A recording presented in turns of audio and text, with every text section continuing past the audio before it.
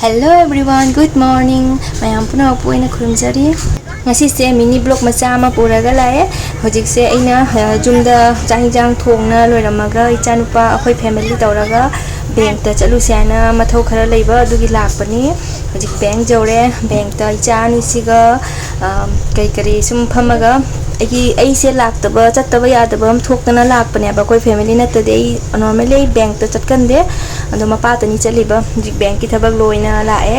gari se akoina lakpa matamda wiper se jadre aina wiper mu hojik semalini da jumda jawraga ngasaina thongna thanamba chahinjang do sida leire sina complex jam thongni sina ngerang gi nga thongba lemhobani alu bajam ka dedi pan kangmet amaga tawre ki charaga nga kothare hoji nga kothara matungda khoi sandagi pung 7 tawa yai duga khoi ngak thok leini tholakpa ga sum pet puja hore golgappa phangana chare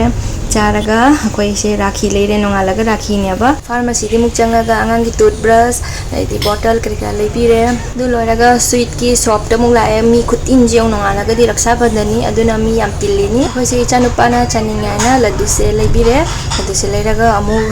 doctor da muk laini chanupi se ma vaccine thaga da leiba vaccine se ti oire se phana kuire duna ma se hauji doctor puraini doctor gi mafum se jam hygiene maintain to buni am phajabani ichanupi se akoina poglakpadagi ngasi ichanupi se chahi ani pharak tore ado si doctor se ta akoina vaccine thali ado ichanupi gi vaccine se kuire ma gi di oire se ado ngasi di jasaw tawna su thadu re saina akoina pu lakpani ado ichanupi se makut khuleng ma sida su sum makut lengi bag sisu chakhaina lore ado doctor gi ma gi room siga sajari ba decoration gi item me amche puthok tana mana ekdam chakhai biram bani ado mu aina lotion biram mini nungai ti aina do ma next ta ko kari chakhai si ya na mai se khalini kari mu chakhai si ya na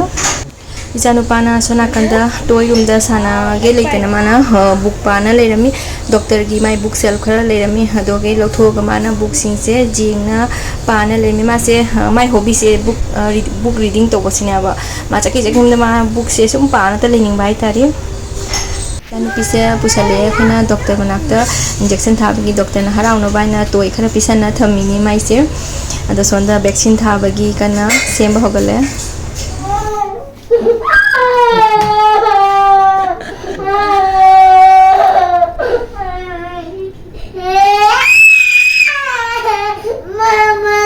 ke muno ichanupi se vaccine thabi irang khangdana kapini mai se the doctor na height on bi ke ta cha de sum kaptana mapa kola ga sum lei gare kaptana kamai to de ba kangde mama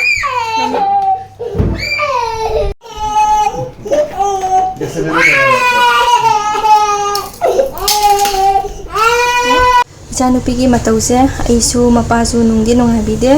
do upai leite kedawni mi pnau su thanari ni khalaga sum बस हो गया हजी मपा से कोई vaccine थालो हलागा मा vegetable market त vegetable लेबा चखरे दुई सरक तो गई ने चानु पिसे संगो पिथा थंबनी